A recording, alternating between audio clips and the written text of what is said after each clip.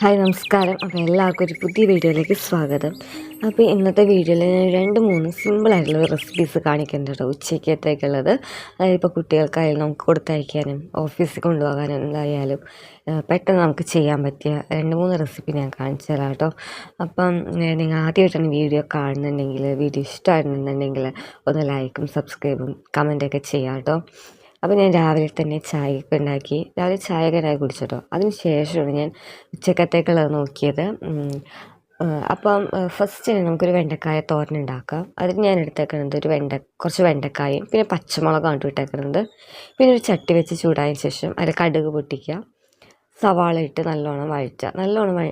നല്ലോണം മുരിഞ്ഞ് വരുമ്പോൾ നമ്മൾ വെണ്ടക്കായും പച്ചമുളകും ഇട്ട് കൊടുക്കുക കേട്ടോ. പിന്നെ ആവശ്യത്തിന് ഉപ്പ് ചേർത്ത് കൊടുക്കുക, മഞ്ഞൾപ്പൊടിയും ചേർത്ത് കൊടുക്കുക. ഞാൻ മുളക് പൊടി ഇതിൽ ചേർത്തിട്ടില്ല കേട്ടോ, പച്ചമുളക് മാത്രമാണ് ഞാൻ ചേർത്തേക്കണേ.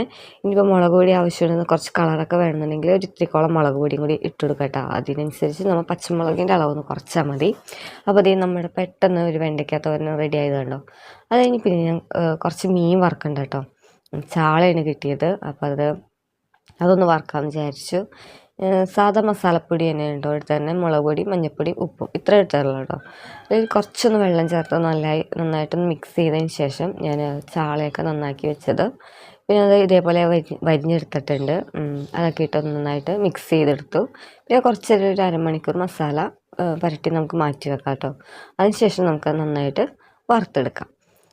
അപ്പോൾ അതേ ചാള വറുത്തതുമായിട്ടുണ്ട്. പിന്നെ ഞാൻ കാണിക്കുന്നത് ഒരു മോര് കാച്ചിയതാണ് കേട്ടോ. മോര് കാച്ചിയെന്ന് വെച്ചിട്ടുണ്ടെങ്കിൽ നമുക്ക് ഒരു 5 മിനിറ്റ് പോലും വേണ്ട, നമുക്ക് പെട്ടെന്ന് ഉണ്ടാക്കിയെടുക്കാവുന്നതേ ഉള്ളൂ.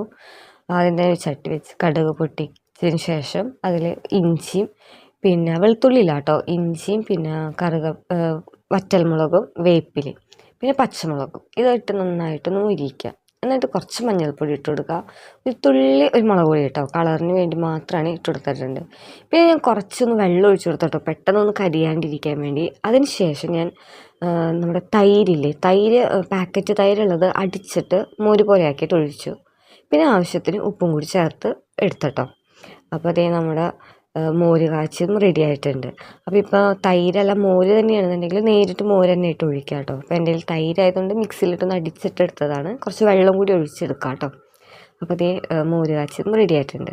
നിങ്ങൾക്ക് വീഡിയോ ഇഷ്ടമായിട്ടുണ്ടെങ്കിൽ ഒന്ന് ലൈക്കും സബ്സ്ക്രൈബും ചെയ്യണേ.